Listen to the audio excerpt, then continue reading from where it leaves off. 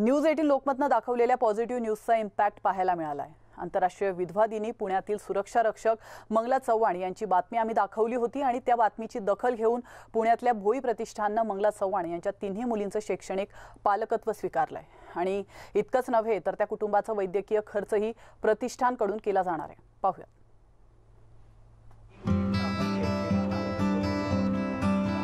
या आहेत मंगलाताई चव्हाण। आज त्या प्रचंड खुश आहेत आणि त्याचं कारणही तसंच आहे। आंतरराष्ट्रीय विधवा दिनी न्यूज 18 लोकमतनं त्यांची व्यथा मांडली होती। न्यूज 18 लोकमतची बातमी बघून भोई प्रतिष्ठान त्यांच्या मदतीला धावून आलं। भोई प्रतिष्ठाननं मंगल चव्हाण यांना फक्त 2 महिन्यांचं रेशन भरून दिलं इतकंच नाही तर त्यांच्या तीनही मुलींचं शैक्षणिक पालकत्व सुद्धा स्वीकारलं। त्याची सुरुवात म्हणून या मुलींना वह्या पुस्तकं आणि शाळेची बॅग देण्यात आली। मंगल चव्हाण आणि त्यांच्या मुली अतिशय आनंदात आहेत।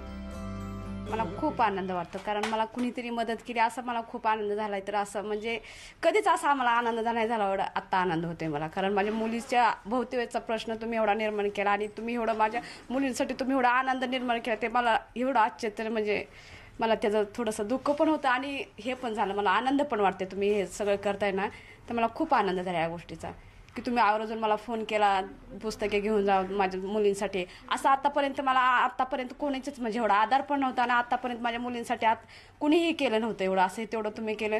खूप आभार आहे तुमचं खूप खूप खूप मनापासून मी तुम्हाला धन्यवाद करते। खूप नव्हतं वाटत खूप छान आता पुस्तकं दिली तर खूप छान वाटतं। पोलीस होणार आहे मी। पालिकेच्या उद्यानात सुरक्षा रक्षक असलेल्या मंगल चव्हाण यांना कोणाचाही आधार नाही। स्वतःच्या बळावर त्या संसाराचा गाडा ओढतात। या परिस्थितीत सुद्धा मुलींना उच्च शिक्षण देण्याचा त्यांचा प्रयत्न आहे। त्यांच्या या प्रयत्नांना भोई प्रतिष्ठाननं हातभार लावलाय। विद्येचं माहेरघर म्हणतो आपण पुण्याला किंवा सांस्कृतिक राजधानी म्हणतो पण या ठिकाणी अशा पद्धतीनं आमची एक दीदी आमची एक ताई लढती आहे। तिचे मिस्टर नाही आहेत आणि 3 मुली शिकत आहेत, एक 10वीला एक 2 9वीला आहेत। खऱ्या अर्थाने अहिल्याबाई होळकर किंवा झाशीची राणी मला त्यांच्यामध्ये दिसली की त्यांनी परिस्थितीसमोर हार नाही मानली। त्या लढतायत जिद्दीने उभ्या राहिल्यात आणि मुलींना शिकवत आहेत। याला एक थोडीशी मदत किंवा खारीचा वाटा म्हणून आम्ही या तिन्ही मुलींचं शैक्षणिक आणि वैद्यकीय पालकत्व भोई फाउंडेशनने स्वीकारलंय। साधारण 12 वर्षांपूर्वी मंगल चव्हाण यांच्या पतीचं निधन झालं पण तरीही या संघर्ष कन्येनं परिस्थितीशी 2 हात करत तीनही मुलींचं शिक्षण चालूच ठेवलंय। पण या अनपेक्षित मदतीनं त्यांच्या जगण्याला एक नवीन उमेद मिळाली आहे, एक बळ मिळालंय। आमच्यासाठी यापेक्षा आणखीन समाधान ते काय असू शकतं असं त्या म्हणतात।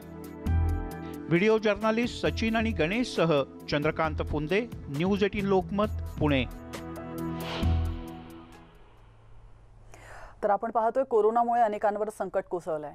त्यामुळे संकटात सापडलेल्यांच्या मदतीसाठी कित्येक जण पुढे देखील येत आहेत। मावळ तालुक्यातल्या रुग्णांच्या आरोग्यासाठी एका दाम्पत्याने पुढाकार घेतलाय। रुग्णांचं आरोग्य चांगलं राहण्यासाठी तळेगाव तालुक्यातील देठे दाम्पत्य रुग्णांना एरोबिक्स शिकवतंय आणि महत्त्वाचं म्हणजे त्याचा रुग्णांना चांगला फायदा होत असल्याचं उपचार करणाऱ्या डॉक्टरांनी म्हटलंय। पाहूया त्याविषयीचा हा स्पेशल रिपोर्ट। जय हो या गाण्यावर हे वर्कआउट सुरू आहे।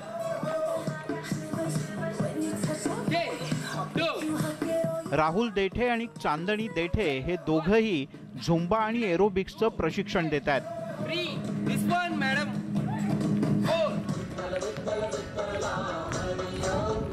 अगदी हरिओम विठ्ठलाच्या तालावर सुद्धा हे वर्कआउट सुरू आहे।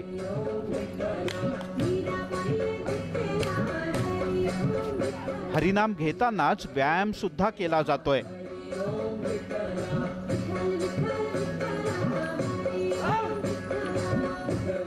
कोविड केअर सेंटर मधले सगळे रुग्ण मोठ्या उत्साहात या वर्कआउट मध्ये सहभागी झाले आहेत।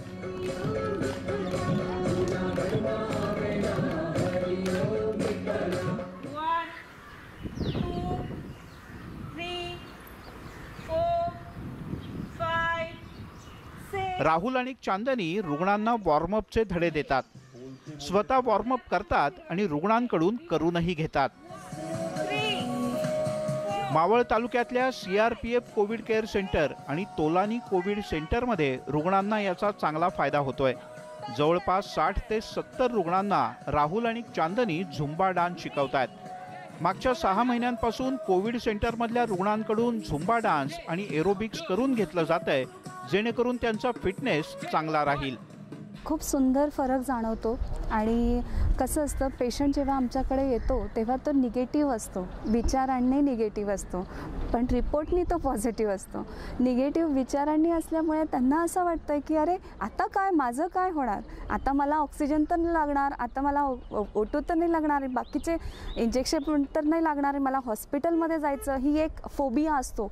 तो फोबिया दूर करण्यासाठी या दाम्पत्याने खूपच मेहनत केली आहे. आणि हे जेव्हा जे ॲरोबिक शिकवायला लागलेत त्यानंतर जे पेशंटचे फीडबॅक मला यायला लागले की अरे खूप छान वाटतं मॅडम, हे एरोबिक्स असं सुरू राहावं. यासाठी ते लोक म्हणतात की खरंच हे सुरू राहावं असंच, त्यासाठी आम्ही त्यांना परत परत यावं असं त्यांनी मी आवाहन करते. मावळ तालुक्यात राहुलनं आतापर्यंत 5000 जणांना झुंबा डान्स शिकवला. यासाठी राहुलला अनेक पुरस्कारही मिळाले. मात्र सध्या डान्स क्लासेस बंद असल्यानं राहुलची आर्थिक परिस्थिती मागच्या 2 वर्षांपासून बिकट आहे. तर त्याची पत्नी चांदनी ही एका शाळेमध्ये शिक्षिका आहे. पण सध्या शाळाही बंद, त्यामुळे पगार पूर्ण मिळत नाही. पण हे दोघंही काम करतात आणि वेळात वेळ काढून कोरोना रुग्णांना झुंबा डान्स शिकवतात, आणि तो सुद्धा विनामूल्य. माझ्या मनात सहज आलं की एक ॲरोबिक व्यायाम प्रकार असतो, त्याने काय होतं की शरीरातली इम्युनिटी पॉवर वाढते. याची मला खूप चांगल्या प्रकारे कल्पना होती. पण मी विचार केला की आपण का नाही करू शकत, कारण की आर्थिक परिस्थिती तर माझी, म्हणजे मी कोणाला मानधन देणे इतका मी आत्ता सुदृढ नाही आहे. तर माझ्या कलेचा कसा वापर होईल, तर मी हे एक सुचलं. आणि त्यानंतर मी कोविड सेंटरला भेट देऊन इकडे मी ॲरोबिक व्यायाम प्रकाराचं आयोजन केलं. त्याच्यानंतर स्वतः डॉक्टर मॅडम आहेत, डॉक्टर मॅडमनी मला चांगला रिस्पॉन्स दिला. की आमच्या गावंडे मॅडम आहेत, की त्यांनी मला रिस्पॉन्स चांगला दिला की रुग्ण खूप लवकर बरे होत आहेत सर याने. तर हे सगळं करताना मला एक समाजाला काहीतरी देणं असतो, ही भावना जपून मी हे सर्व गोष्टी करतो आणि मला याचा खूप आनंद मिळतोय. खूप छान वाटतं इथे येऊन, कारण काय असतं ना, घरची सगळी कामं करून इथे यायचं असतं, धावपळ होती थोडी. आणि कधीतरी असं वाटतं की बापरे खूप होतं आहे का, पण नाही, नंतर एकदा घरी गेलं ना की छान समाधान मिळतं की आपण केलं आहे ते चांगलं केलं आहे. त्यामुळे घरी गेल्यावर छान निवांत अशी झोप लागते मला.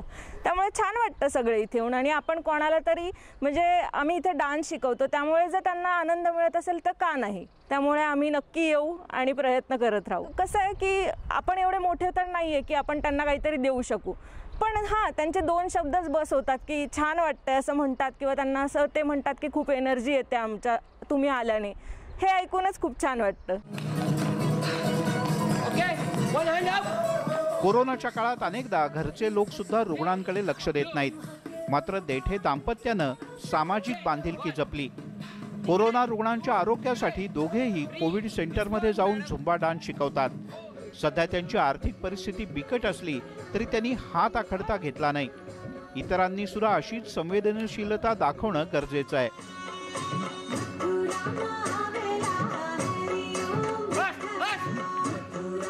अनीश शेख, न्यूज 18 लोकमत, मावळ, पुणे.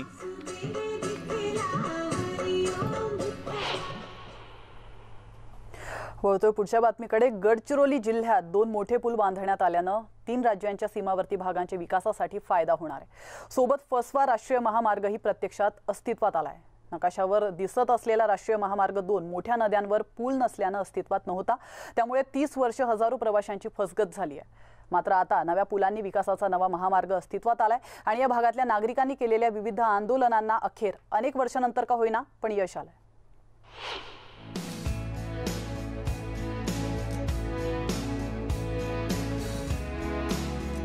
3 राज्यांना जोडणारे हे 2 पूल, या 2 पुलांच्या माध्यमातून 3 राज्यांच्या विकासाला मोठी चालना मिळणार आहे. प्राणहिता नदीवर 1 किलोमीटर लांबीचा पूल बांधण्यात आलाय. त्याकरता 170 कोटी रुपयांचा खर्च झाला.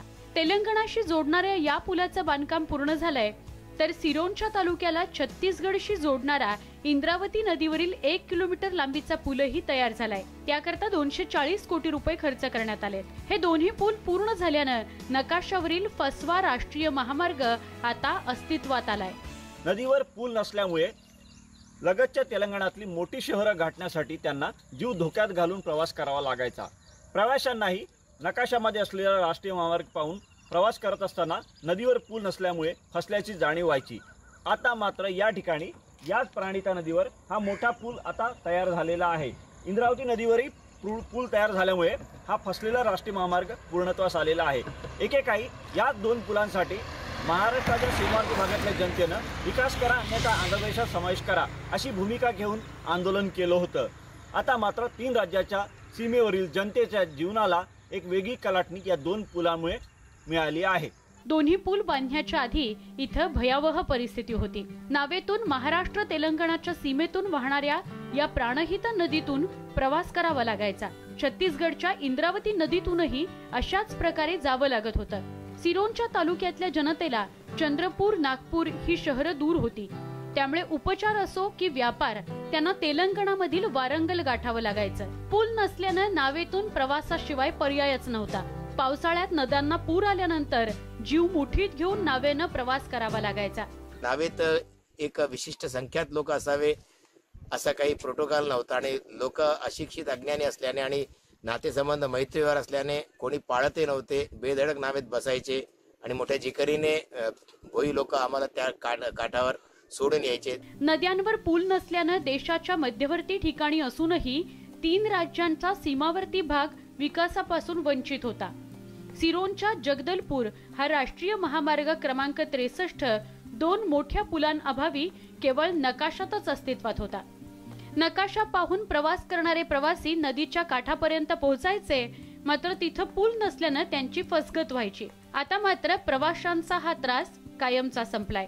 मदत पूल नव्हता नदीला, इकडून जे येणारे निजामाबादहून येणारे जे काही प्रवासी होते ते सिरोंच्यात थांबे आणि नंतर तिकडे जाण्यासाठी जे होते ती थांबत होते, कारण की हा फक्त कागदावरच पुलिया होता, म्हणजे पूल होता। आता तो प्रत्यक्षात उतरलेला, म्हणजे तुम्ही अगर निजामाबादहून निघाले तर तुम्ही सिरोंच्यात न थांबता समोर इकडे छत्तीसगडमध्ये सुद्धा तुम्ही आरामशी जाऊ शकता। आता पूल झाल्यामुळे 60 किलोमीटरवर मंचिरेल आहे आणि तिथे स्वस्तच्या चांगल्या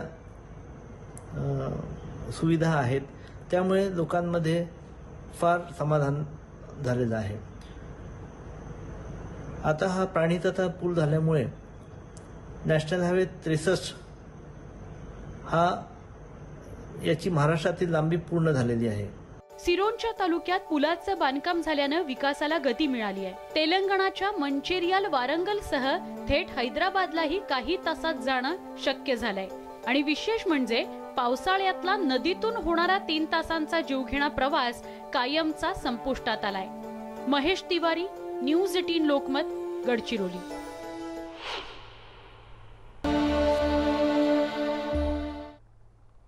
वृक्षवल्ली आम्हा सोयरे वनचरे ही तुकोबांची काव्यपंक्ती सध्या वाचण्या आणि ऐकण्यापुरतीच उरली आहे, मात्र याला प्रत्यक्ष आचरणात आणतायत अकोल्यातील गोवर्धन दामोदर। वृक्ष संवर्धनासाठी गोवर्धन नेमकं काय करतायत तुम्हीच पहा।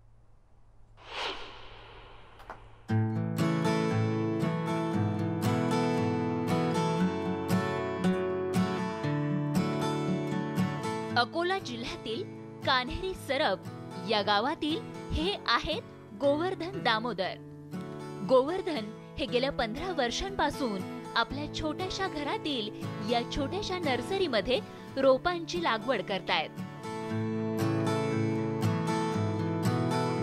जंगलात जाऊन पक्ष्यांनी खाल्लेल्या फळांच्या बिया ते गोळा करतात।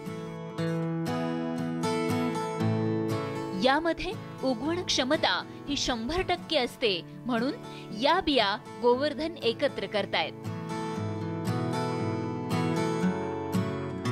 यासोबतच चौका चौकात फळांच्या गाड्यावर लोक फळ खाऊन बिया फेकून देतात आणि त्या बिया देखील गोवर्धन गोळा करतात।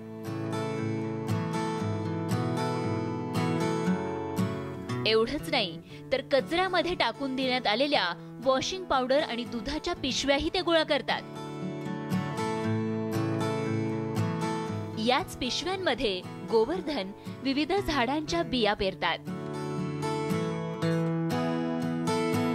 आणि त्यातूनच त्यांनी तयार केली आहे त्यांच्या घरातली ही लहानशी नर्सरी। या नर्सरीत तुम्हाला विविध झाडांची रोपं दिसतायत। बियांचं रोपट्यात रूपांतर झाल्यानंतर गोवर्धन ते लोकांना मोफत देतात आतापर्यंत त्यांनी तब्बल 20 ते 25 हजार रोपं मोफत दिली आहेत. 10, 12, 15 वर्ष झाले झाडं लावून राहिलो. लोकांना फुकट भेटावं झाडं म्हणून. आणि जंगलात जातो, बिया आणतो पाहून. हॉटेलमध्ये जे दूध आणतात लोक पुळ्याचं, ते पुळ्या फेकून देतात लोक, ते हॉटेलवाले. तर ते पुळ्या पाहून आणतो, त्याच्यात झाडं तयार करतो. झाडं तयार करून मोठाले झाले लोकांना वाटतो त्याने लावले पाहिजे. प्रत्येकाच्या घरासमोर एक झाड असलं पाहिजे. गोवर्धन यांनी आजवर अनेक झाडं लावली आहेत.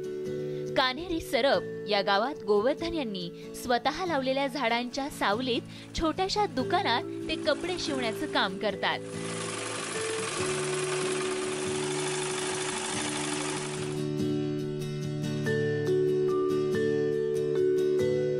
सायकलचं पंक्चर काढण्याचं कामही ते करतात.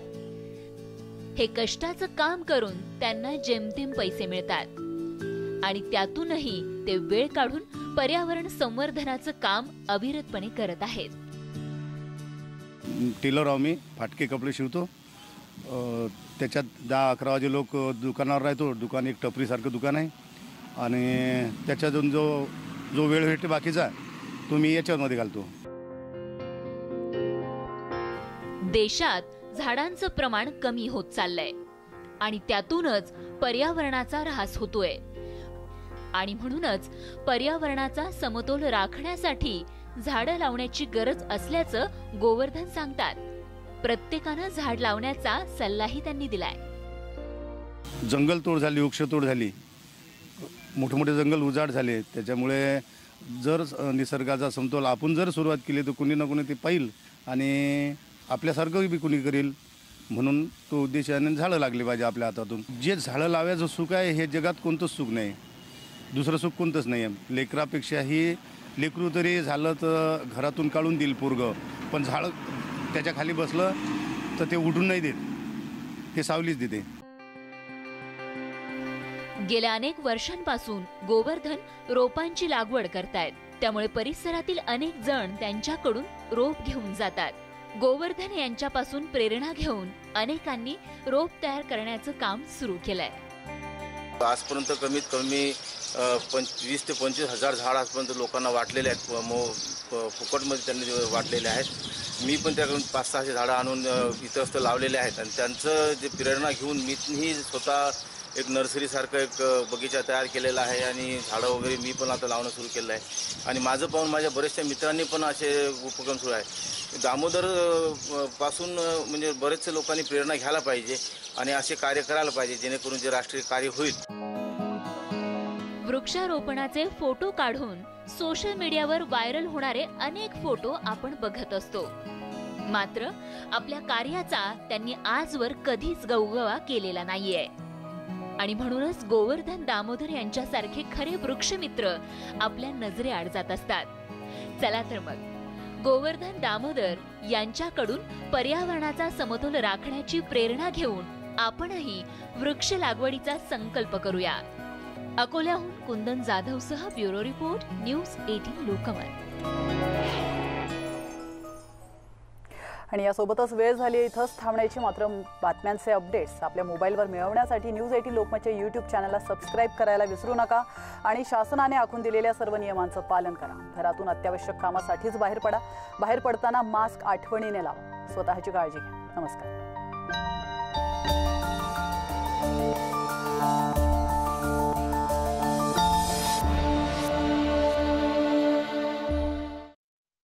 वसंत तेव्हा कळी उमलते. लसीकरणाची जबाबदारी घेऊन सारे लस हरवूया ही महामारी. फायदाच फायदा हो, समजा हा कायदा हो. इतकेच मागणे तुमच्या पायी. लस घेण्याचा निर्धार करा, संजीवनी आहे खरी. लस घे रे, जरा लस घे रे, आता वेळ नको लावू, जरा लस घे रे. लस घे रे, जरा लस घे रे, जरा लस लस लस लस. लस घे रे, जरा लस घे रे, आता वेळ नको लावू, जरा लस